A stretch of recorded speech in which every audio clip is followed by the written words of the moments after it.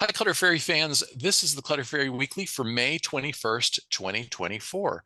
I'm your co-host, Ed Gumnick, and I'm speaking with Gayle Goddard, certified professional organizer and owner of the Clutter Fairy in Houston, Texas. Hi, everybody. The Clutter Fairy Weekly is the webcast and podcast that digs deep into the clutter that piles up between you and the life that you want to be living. We explore the habits and behaviors that lead to clutter, and we suggest strategies to slow the accumulation, reduce the collection, and comfortably manage the stuff we decide to keep. If you're new to our Zoom meeting, we want to let you know that you can share your questions and comments via the chat feature, and I'll try to make sure Gayle addresses them before we move on to another topic. You can also use the raise hand feature if you'd like to ask a question or make a comment yourself via audio or video.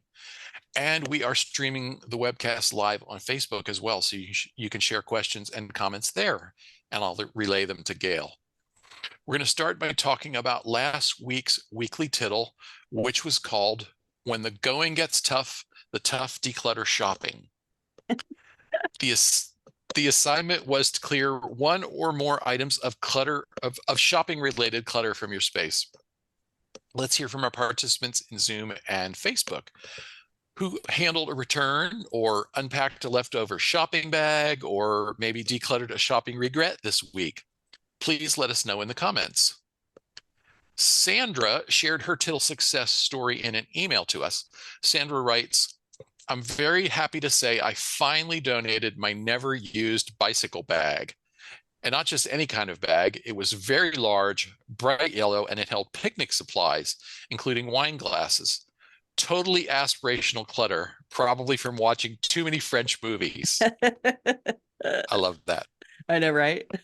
That bag had been sitting in the basement for 15 plus years. I was especially disappointed to notice one pull tab on a zipper was broken, probably as I switched the bag from one storage spot to another over the years. That would be an interesting, I feel like there might be a survey question in that. You know, what piece of clutter did you finally get rid of when you discovered it had broken or fallen apart since the last time you used it? Right.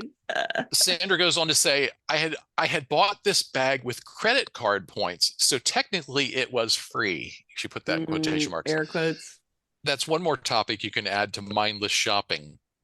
Thank you again for the inspiration. Today is a beautiful day in Eastern Quebec and a holiday too. So I'm going biking with my husband. No picnic. Thanks, Sandra. That felt like a little bit of a double entendre, didn't it? Right. No picnic, no actual picnic, no picnic biking with my husband. There we go. Really appreciate you sharing that great story. You hit some excellent points. First, you used credit card points to buy it for free in air quotes, but you really have to spend a lot of money to get those points. So it's not really, the items are never actually free. And how many of us try to use up the points, and so we go and buy something, but we end up with a random thing that we don't especially want because that's all that was available. As Sandra points out, it's just clutter that they moved around for 15 years in the basement. The next excellent point she makes is that the bag was aspirational clutter.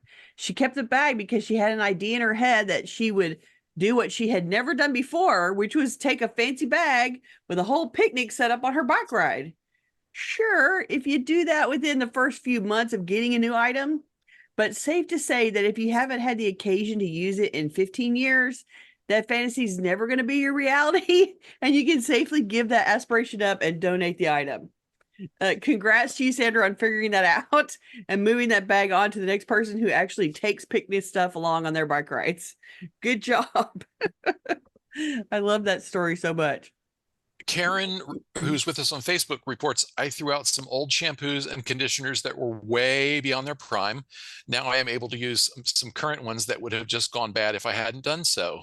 There you go. See, that was worth it. You made the space and got to the good stuff. Good for you. Let's see. CJ says anti-tittle. CJ did an anti-tittle. Anti-tittle. Okay. I went shopping on the way home from an appointment for the convenience's sake, not really realizing that I was shopping hungry. Couldn't find the couple of items I originally was going for, so searched around and ended up coming home with much more than planned. Oops. There you When go. I got when I got home and finally ate, I heard Gayle's voice from last week saying not to do that. So I had to listen again to the podcast to sound it out in my mind, to sound it in my mind. I But you, love that I become, the soundtrack in the back of your head, trying to let you learn it differently. All but CJ added, I made up for it by doing a lot of decluttering yesterday. right. Good job. So kudos on being aware. I'm super proud of you for noticing in real time that it was happening and that you had gone and you were hungry and you shopped without thinking, and you went home and immediately realized, oh, that's what I just did. Oh, whoops.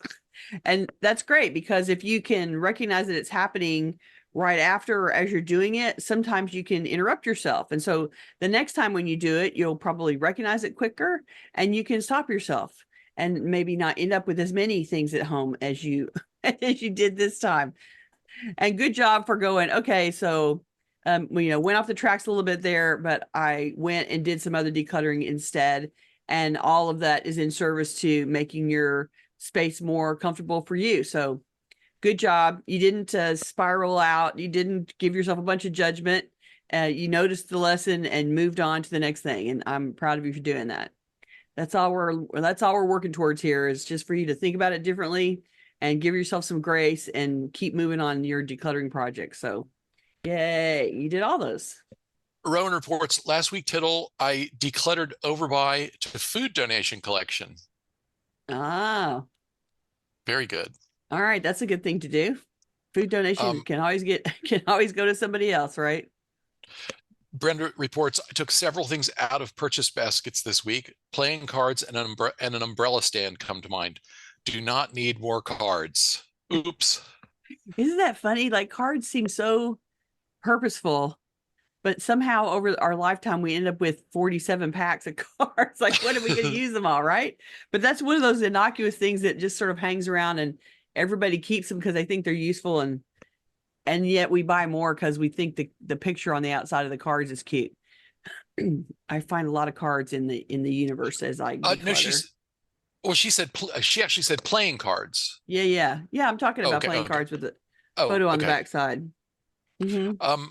Naomi says, I am careful to use points for groceries or credit on previous credit card charges, never to acquire anything that I wouldn't have spent real money on.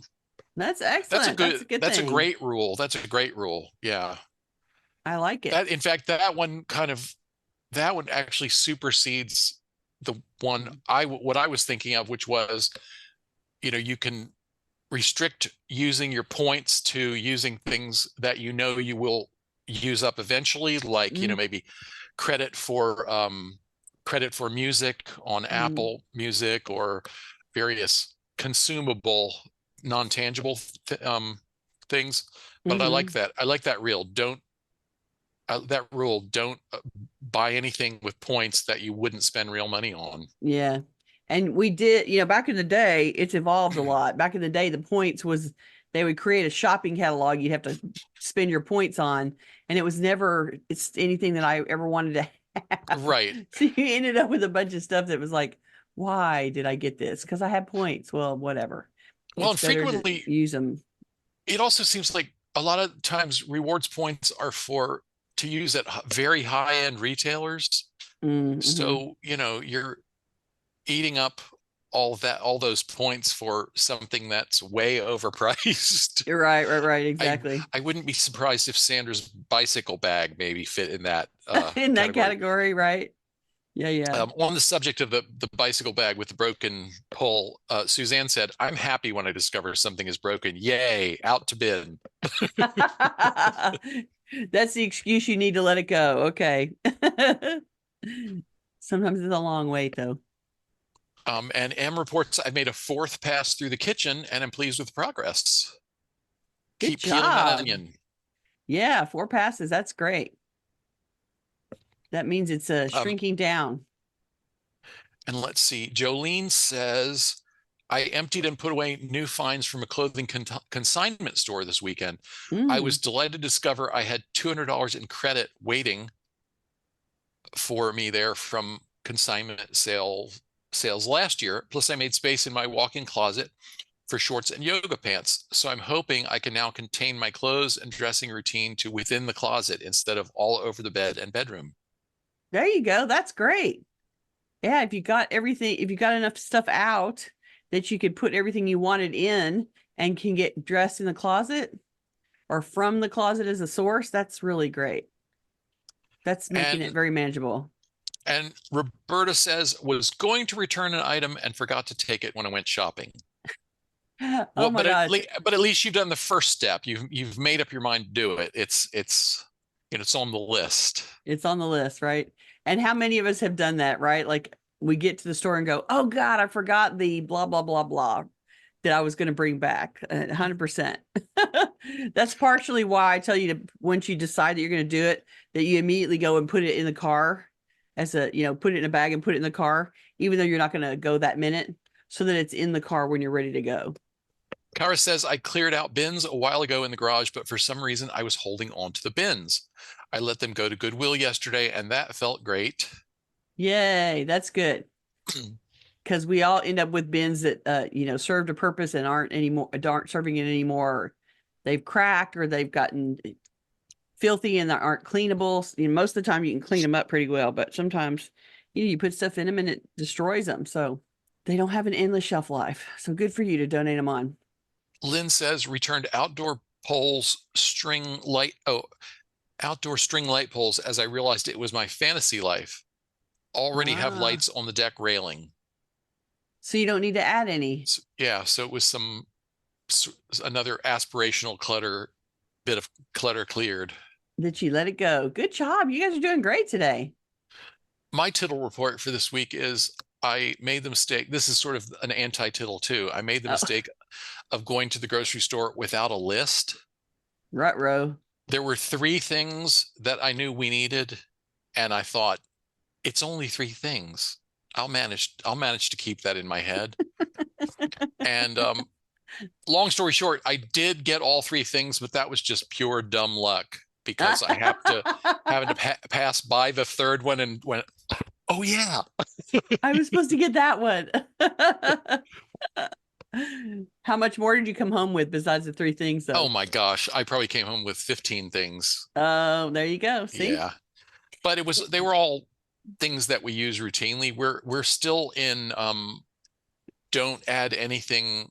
Yeah, pantry pare down mode. Yeah, nothing. We don't add anything to the pantry unless it's one of our real go-tos. Like I bought white rice yesterday. But there's no doubt that we will use that. But we're not adding anything else.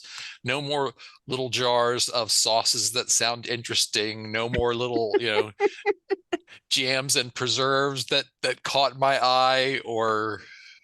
Yeah, the grocery store is your happy place. That's for sure. Oh my gosh, yes.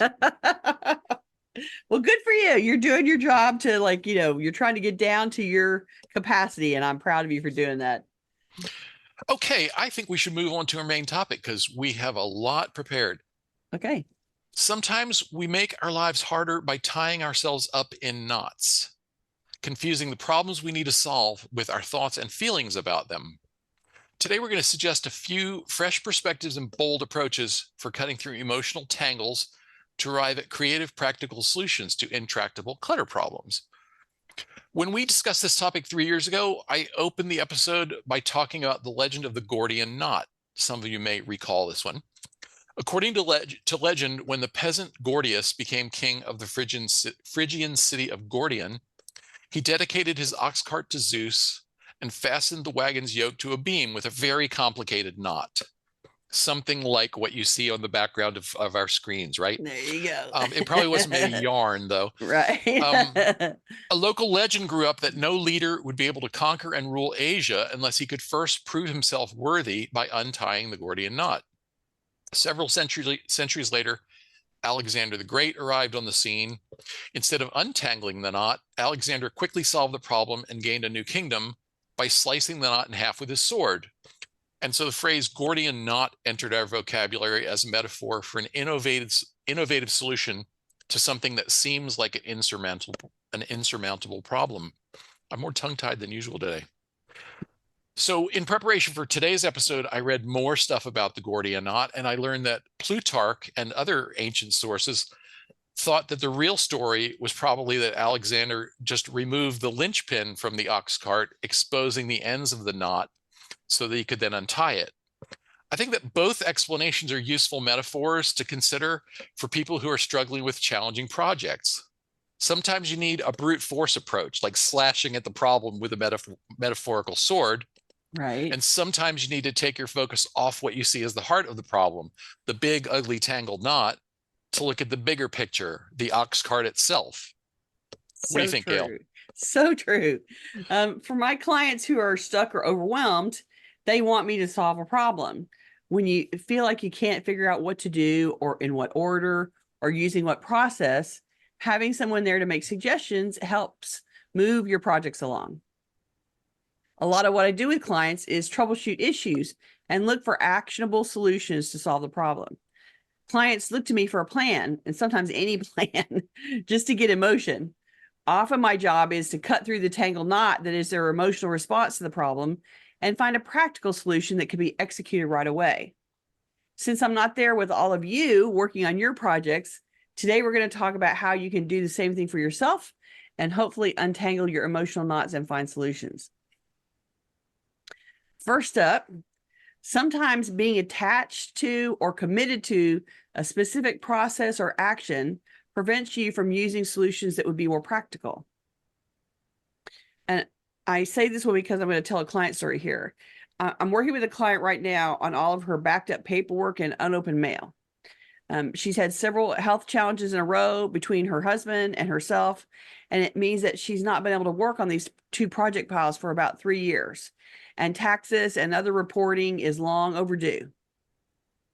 So as we work together, she keeps explaining the processes that she used for the past 2 decades to manage this business and personal paperwork, bills, and taxes. But she was able to use those processes when she could keep up with it better and wasn't struggling with health issues and full-time care of her husband. She wants to do everything the same way she always did, even though those processes take her too long now. She doesn't have the time to do it that way, and her ability to focus has been compromised since her illness too. So she'll never get caught up if she does it the way she always used to do it. I'm building a more straightforward solution for her using our bigger buckets method, hoping to dig through all of the backlog of the mail quicker and categorize it for more fine sorting and more process work later on as we work together. I think that's probably a common experience for people as they age, that, I found the way I like to do this. And the way I like to do this is a little complicated, a little maybe a little overthought. There are Excel spreadsheets. There are multiple Excel spreadsheets involved, etc. You make up a system and it works for you. And the fact that it works for you gets you stuck in thinking this is the way I have to do it. Right? It's the only way. And then you get older and you don't have quite the energy you used to have. Or the time. Yeah. I would bet that it's true for a lot of people who run their own businesses or do a lot of work from home, that at the start you create complex, involved systems because you're not that busy, and then then you get busier and your systems just don't work anymore. It's too elaborate for what you're trying to do. This is definitely the moral of her story. If a project or task starts to seem insurmountable or unaccomplishable, ask yourself whether you're committed to unreasonable or no longer practical rules, processes, or constraints. Remember, what worked before may not work now. And just because you're familiar with that process doesn't mean it's the best process or solution today. Our capacities change, and we may need to build a new process now that works for what we need to do today.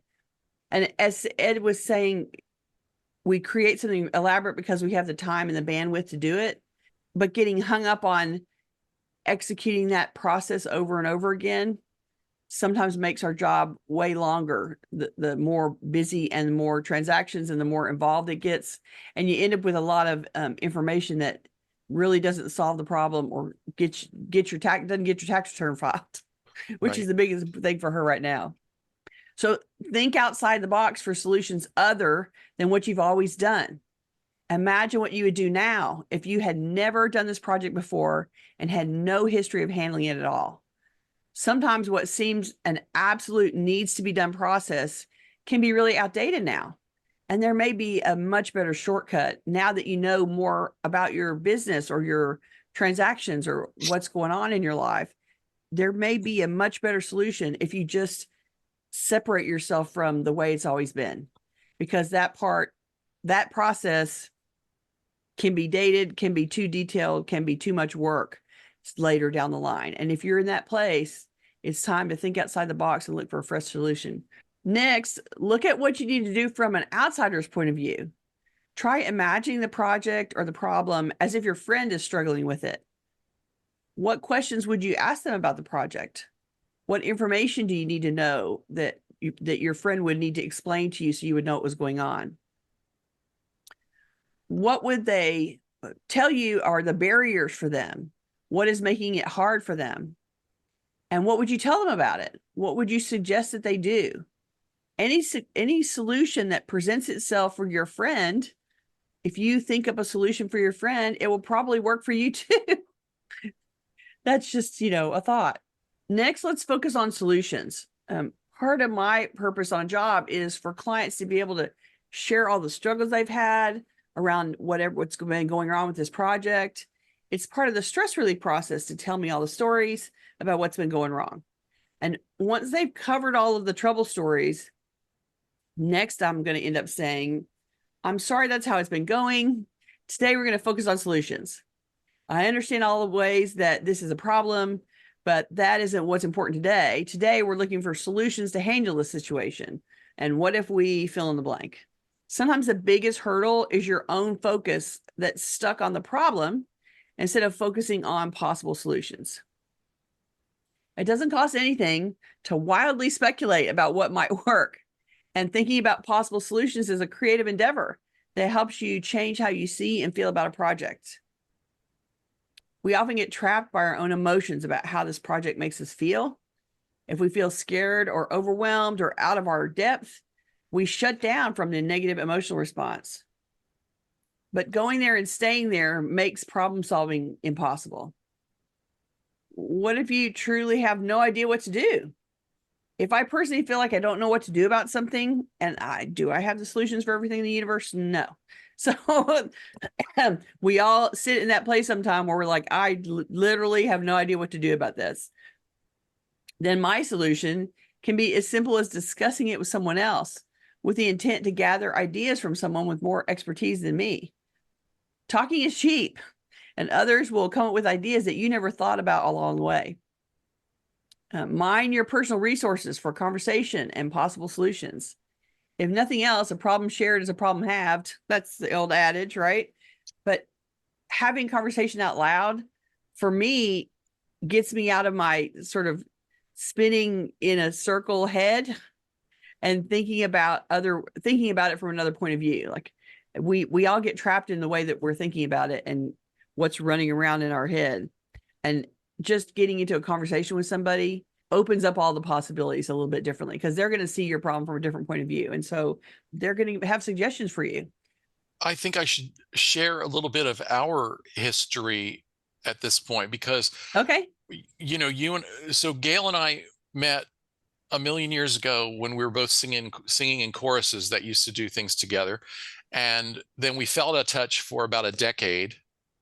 And then I accidentally found out that Gayle was offering an organizing class at a place where I took writing workshops, or would later take writing workshops. As a matter of fact, I'd never done anything there, but I saw Gayle's name and photo in an email and said, wow, I haven't heard from her in forever. So I got in touch and we went and had lunch, and Gayle said I could use some help with I'm starting an organizing business. I need some graphic design help. And we started new logo, right? started that ball rolling. Well, then I think it was probably a month or two later, I was complaining to a friend of ours who is a coach that I really was, wanted to do something about my house where I had lived for 16 years and run my business for 8 years, and it was packed to the rafters with business stuff, and I wanted to get out of it but couldn't figure out how to do it. And she said, well, do you know anybody who might be able to help you with clearing out some of the stuff? And my just having someone else say it Ask the question. turned the light bulb on over my head. And I went, well, now that you mention it, I recently remade the acquaintance of a professional organizer. Duh. But sometimes that's all it takes is someone else someone who's a few steps back and not drowning, not buried in it, not buried in your issue, needs to say to you, there might be a solution. Right? Have you thought about this? Exactly. So that's the phone a friend solution. Right. But truthfully, that required 2 conversations, right? You had to have a conversation with me about what I was doing, and you had that conversation without thinking about your own problem. And then you had to have a problem with her about how do I address this problem?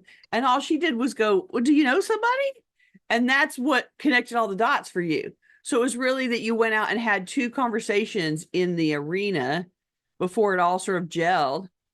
And, here we are 17 years later, still working together. But that was the beginning of, I got to get out of my house. I'm going to trade, and I did things for you that you couldn't do, and you did things for me that I couldn't possibly do. And it was a perfect trade, right? Yeah. Ultimately, yep. Yeah, it was perfect. And those solutions were out there. Like those solutions are out there. You just have to go fishing, right? Like you just got to start having conversations with people. And so there you go. Okay. So another idea. What if you don't try to solve all of it, but you work on a part of it instead? A part that you can figure out. So bite off a smaller piece of the project. If you can't figure out the whole thing, and sometimes we can't, sometimes we're looking at it and going, I don't know how we're going to fix this. But if you can figure out a problem, a solution to a smaller part of the job, break off a portion of it and work on solving that piece. And if it helps get some of it done, that's progress. And it might be that the progress you make gives you ideas on handling the rest, or makes it clearer what kind of guidance and help you need from someone else about the rest of it. So how many times have we said here, everything counts, right? So trying something is okay, even if it turns out to not be the best solution, or it turns out that you have to backtrack later. You weren't making any progress before anyway, so who cares if what you try isn't the final solution? All the failed attempts just improves your understanding of what's needed. That's basic scientific method there, right? It's okay to fail at it until you finally get there, as long as you keep trying instead of doing nothing at all. If you are waiting around for the perfect solution to present itself so that you waste no time and no energy on anything that isn't appropriate, then you are going to be sitting there for a long time. So you might as well, make some starts on the pieces that you think you might be able to do, and then hopefully get some feedback that way about what's left to do, or who else you need to reach out to for support. And if you don't worry about it, if you try something and it turns out, that was probably not the best thing to do. Well, so what? You weren't doing anything anyway, so who cares, right? Yeah, let me break in with a few comments. Okay.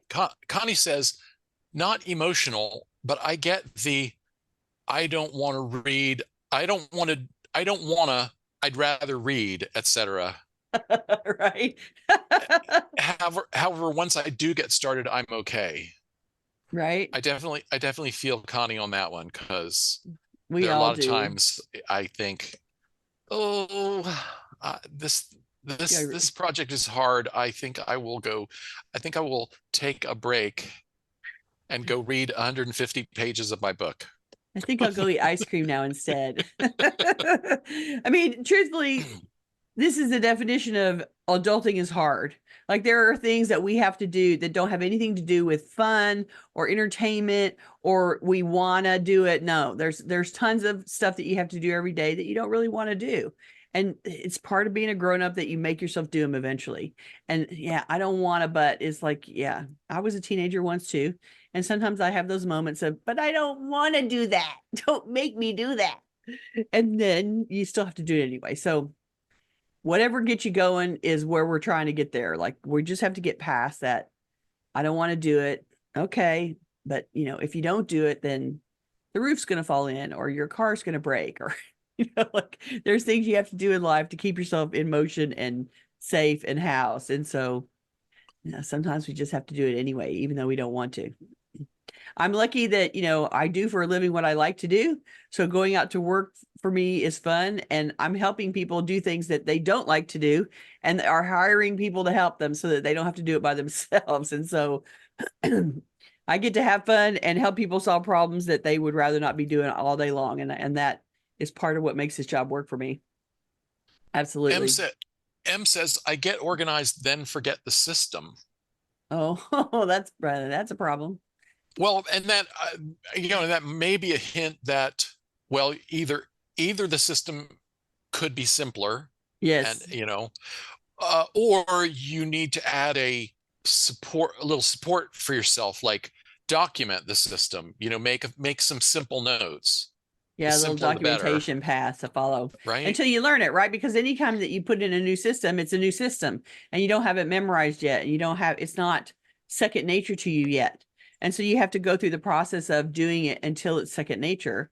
Learning the steps, figuring out which ones need tweaking and maybe making some changes along the way. And so documenting what you think you want to do and then being able to follow that document until it feels second nature to you.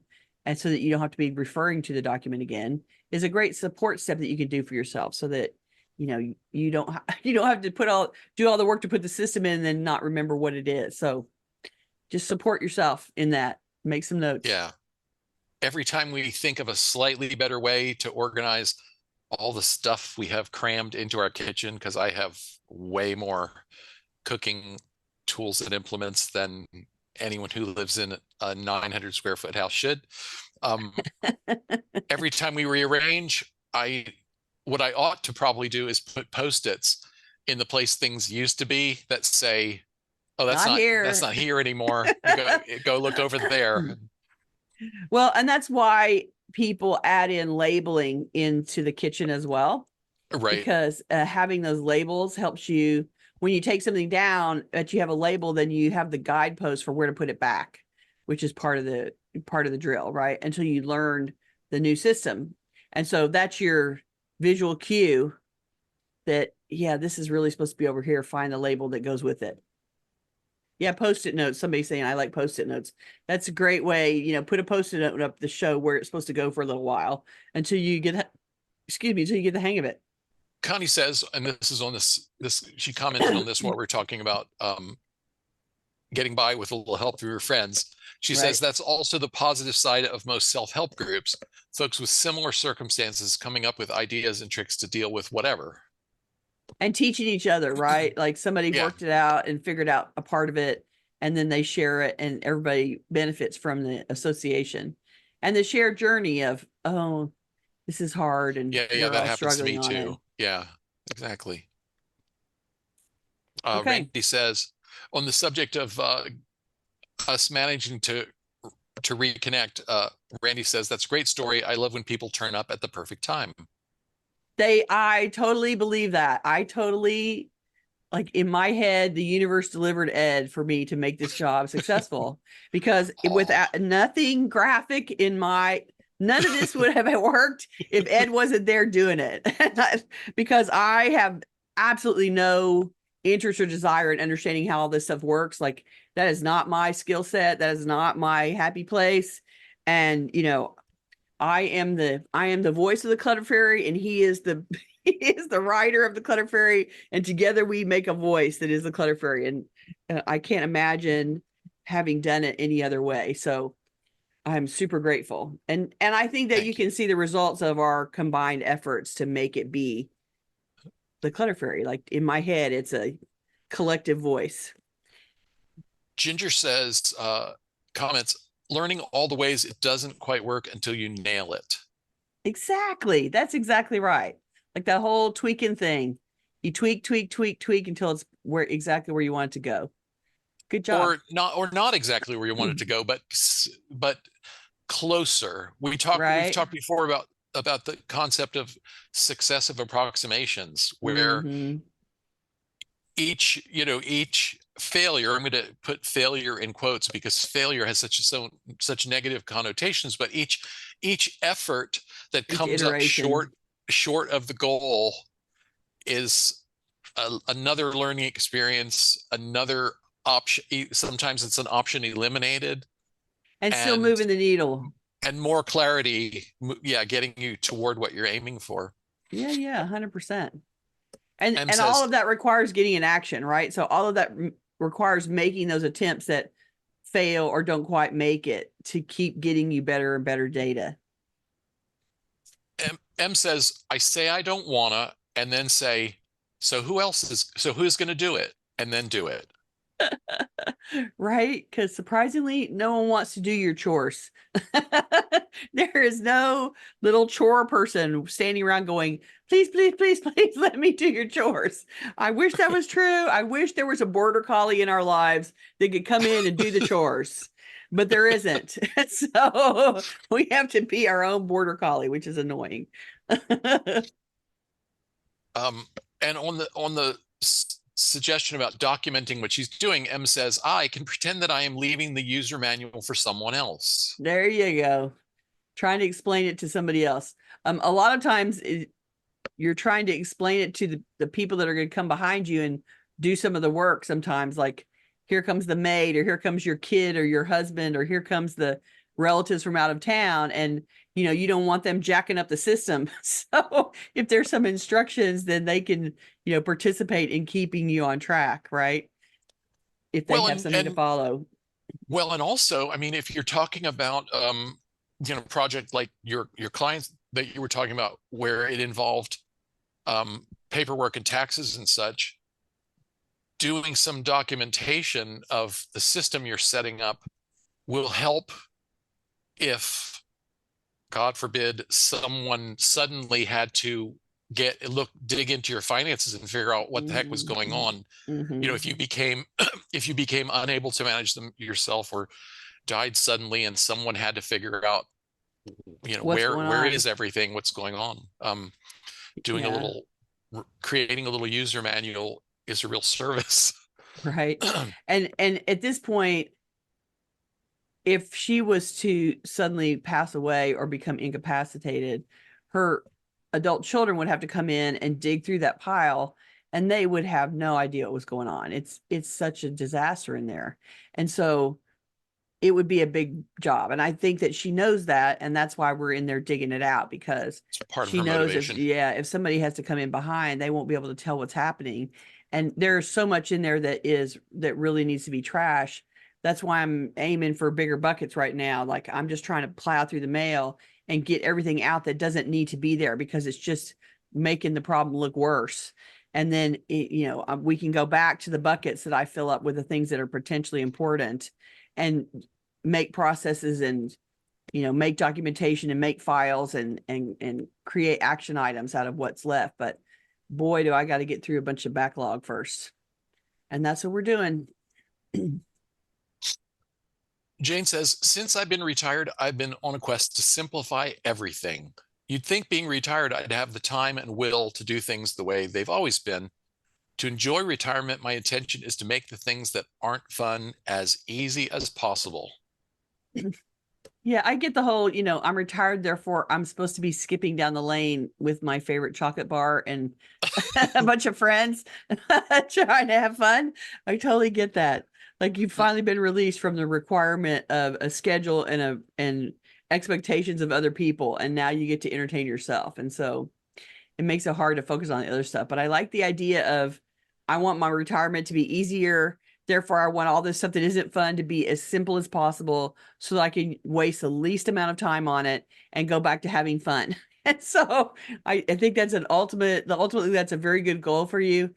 And I hope that it keeps you motivated to get the stuff out of your way, so that you're spending way more time having chocolate and running around with your friends. Ginger commented, did you say document it? That's my method. I write out my systems and take lots of pics. That's why I created my private Facebook page for my home organization. It's a Oh, place to organize it for quick reference. Yeah, she's mentioned that to us before in comments. She's created a Facebook page that only she and maybe her husband, I don't know, have yeah, access have to. access to, right? And it just and the reason she does it on Facebook is then it doesn't clutter up her own digital storage. It's it's someone else's server space, which Right. is Yeah. Excellent. That's a really good plan. Yeah, and make sure one of your sibling, one of your children, or somebody that's related to you has access to it, because there's probably some really interesting information in there that would help them later. You guys are um doing great, Linda says get it to that good enough point because good enough is good enough. and get you back to having fun, right? That's the ultimate goal. Right. Absolutely. Naomi cautions don't die without leaving someone your master password, the one to the app that has your password manager. Yes. That is Yeah, a very good suggestion. that's a good thing to leave with the lawyer. Absolutely. Yeah. Okay, so let me just my last little bit of advice around this concept is don't let the problem intimidate you. You do not have to be intimidated by this problem. The best advice I can give here is that there's a solution to every problem, and you're on a discovery mission to winkle it out. You may have constraints based on money or time or physical capacity, but there's solutions even within those constraints. You just have to be willing to get creative about hunting a solution. I'm reminding you that you're capable of figuring this out. Just keep trying within your limits, using the skills you have and asking for help from the resources you have. Anyone can research a project or a problem for free. And crowdsourcing the problem is free too. So it costs nothing to chat about it with people you know and trust to see who else might have an idea of what to do. And ultimately, somebody will come up with a solution for you that you can afford and execute, or that you can gather people to execute for you, and it won't be impossible to get it done. That is my, last piece of advice today about the solving the Gordian knot for yourself. Okay, let's see what other comments we have to get into here. Maureen says decluttering in Greek mythology. So love the Clutter Fairy. That's the intelligent ed aspect of the Clutter Fairy. He's the research dude in this process.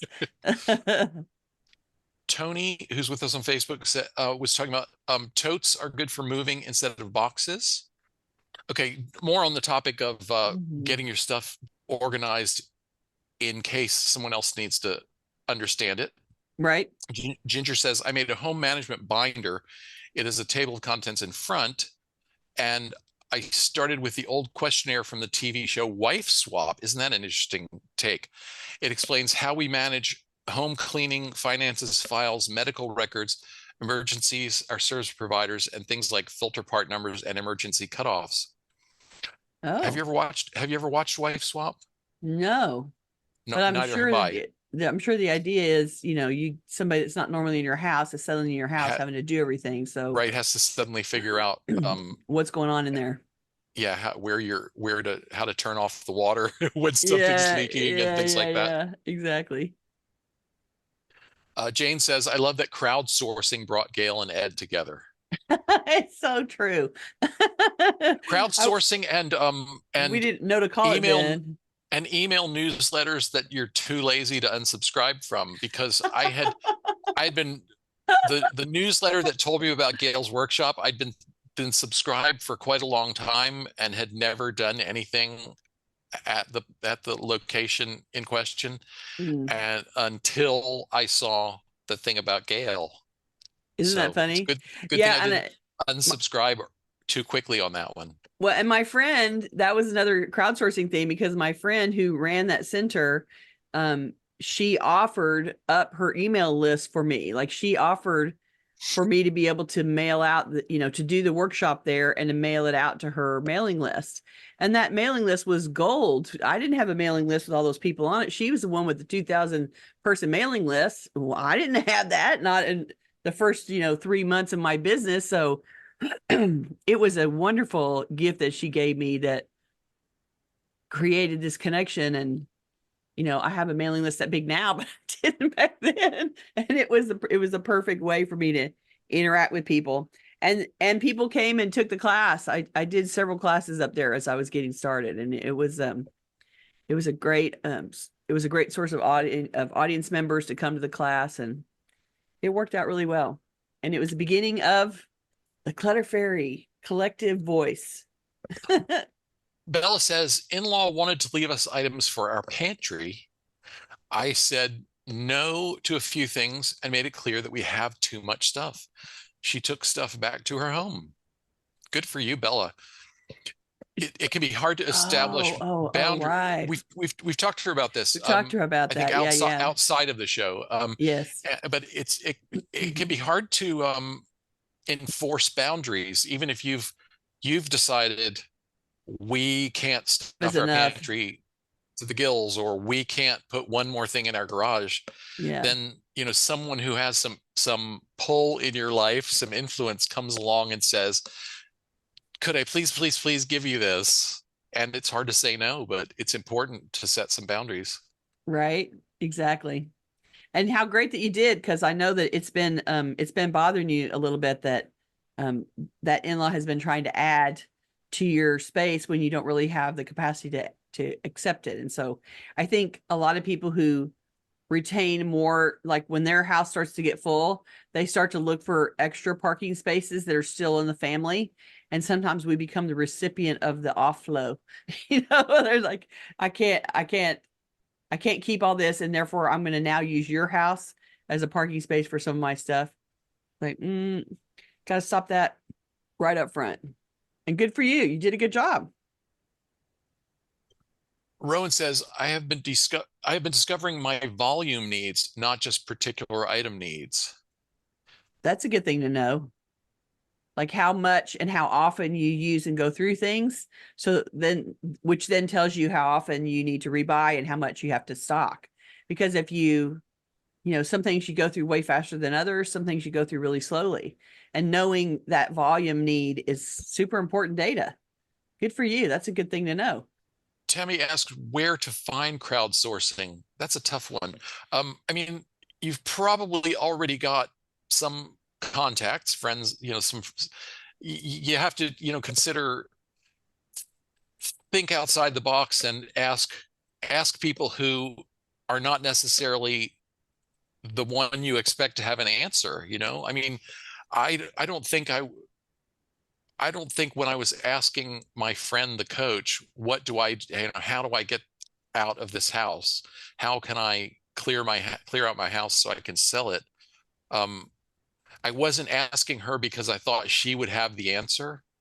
Yeah, you were just sort of thinking out loud. She had the detachment and the different point of view to be able to point me in the right direction. To ask the right question. And I guess if you don't feel like you've got people in your life who have any answers for you, then maybe I guess the answer is get more people in your life. Find support groups, find buy nothing groups. And she's crowdsourcing with us. Like part of it is that she participates in the Zoom room. We're one of the crowdsourcing solutions that she uses, because she comes into the Zoom room and watches live and then interacts with and asks questions of the participants here. And so, she's doing that on one level with us already. Rowan says, I hear Clutter Fairy and want to sew a tutu for Gayle. We talked about some wings. I need some wings, right? Well, we talked about adding a tutu to the scrubs, but ultimately decided it was not a practical solution.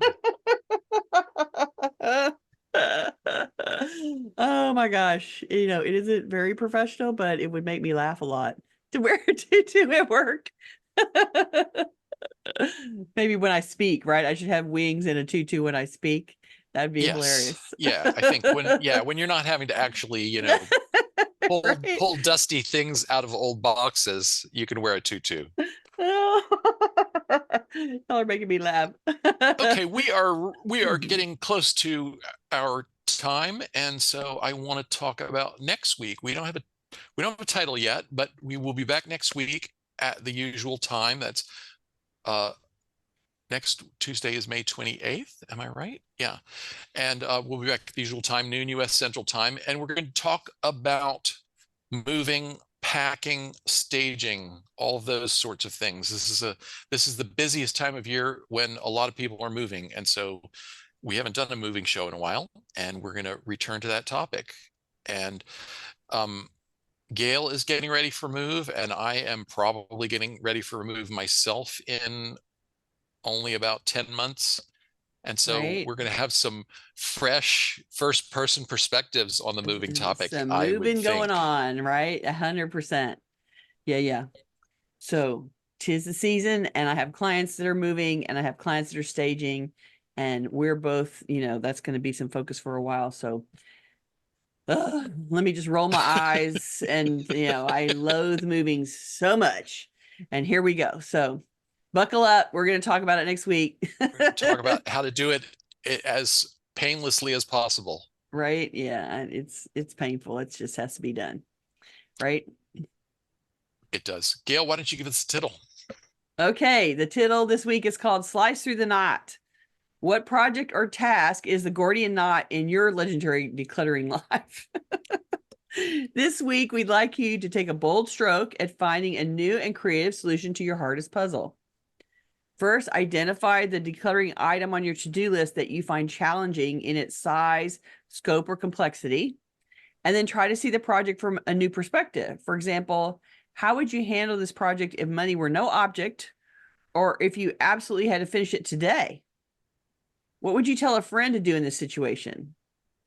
Try a solution, any solution, and see if it works. What have you got to lose? Nothing. Sit down with paper and pencil and write down the problem you're trying to solve. Then write down the emotions that you're feeling about the problem. See if isolating those from one another makes the problem and a solution a little clearer. And then come back and tell us about it next week. See if you can, unravel your knot a little bit, and come and tell us how it went. I almost forgot we have one brief announcement that I want to make. We want to say a special thank you to Tiffany for becoming our newest Patreon supporter. If you'd like to help support our efforts with a recurring monthly donation of any size, please visit cfhou.com/Patreon. That's Patreon for those who are listening instead of watching. Your contributions help us offset the costs of producing the weekly webcast and will help us fund new projects. Thank you for your support, Tiffany, and all our generous underwriters. Appreciate you so much. Really, really do. It costs us money to do this, and it's not something that makes us money. We definitely spend more than we make. So thank you for supporting us. And I will say, if you can go in and like, comment, share on the Facebook or on the YouTube channel when we post the videos up there, that helps us a lot too. So thank you for paying attention to our social media presence. If you're watching this on YouTube, we would love for you to join us live. To get notifications about upcoming events, we invite you to join the meetup group by visiting cfhou.com/meetup. You can also follow us on Facebook by visiting cfhou.com/Facebook, or join our mailing list by visiting cfhou.com/subscribe.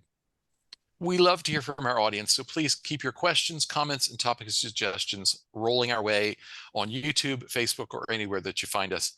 And you can always reach us through our website at clutterfairyhouston.com. Oh my gosh, Ed. I just thought, how are we going to coordinate the show and moving at the same time? Oh my God. We have a problem to solve. It'll be interesting. Oh my gosh, what are we going to do? Okay, well, thank you everybody for joining us. We love that you're here every week. Don't panic. Don't panic, right? We appreciate that you come and share your stories with us. And we hope that we provide you some content that you find useful. And we will be back here next week. Not time to move yet. Okay, we'll see you later. Bye-bye. Bye.